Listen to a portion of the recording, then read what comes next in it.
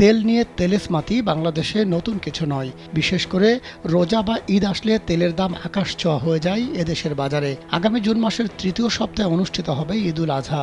তখন তেলের দাম বাড়বে কিনা সেই প্রশ্নের মুখোমুখি হয়েছেন বাণিজ্য প্রতিমন্ত্রী আহসানুল ইসলাম টিটু।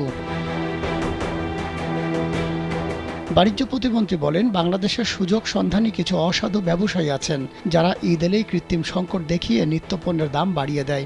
প্রতিমন্ত্রী আরও জানান, সম্প্রতি প্রতিটি মার্কিন ডলারের দাম বাংলাদেশি মুদ্রায় ১১০ টাকা থেকে বাড়িয়ে ১১৭ টাকা করা হয়েছে। তা সত্ত্বেও আগামী কোরবানি ঈদের আগে ভোজ্য তেলের দাম সমন্বয় করা হবে না, অর্থাৎ ভোজ্য তেলের দাম বাড়বে না।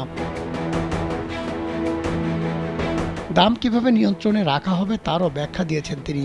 মঙ্গলবার দুপুরে সাংবাদিকদের কথা জানান বাণিজ্য প্রতিমন্ত্রী আহসানুল ইসলাম টিটু। সচিবালয়ে সরকারি ক্রয় সংক্রান্ত মন্ত্রিসভার কমিটির বৈঠক শেষে নিজ কার্যালয়ে সাংবাদিকদের প্রশ্নের জবাবে তিনি এসব কথা বলেন।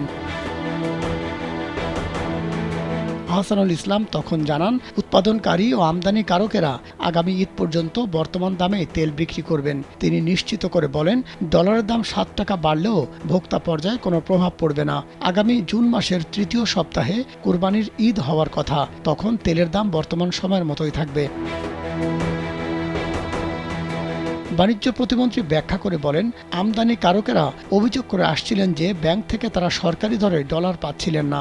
তখন কেউ ১২০ টাকা, কেউ ১২২ টাকা, অর্থাৎ একজন এক হারে এলসি নিষ্পত্তি করে আসছিলেন। এখন তারা সরকারি দরেই আমদানি করতে পারবেন।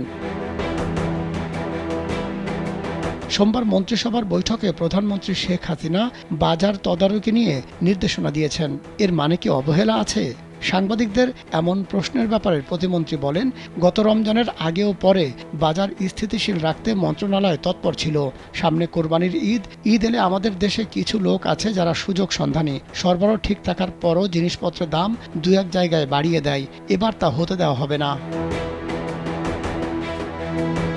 আহসানুল ইসলাম বলেন, ঈদে যাতে ভোক্তারা কোনো অসুবিধায় না পড়েন, ন্যায্য মূল্যে জিনিসপত্র পান, সেজন্য দিক নির্দেশনা দিয়েছেন প্রধানমন্ত্রী। এটা আমাদের কাজের জন্য সহায়ক হয়েছে, কাজের গতি বেড়েছে। মাহমুদ সোহেল, কালবেলা।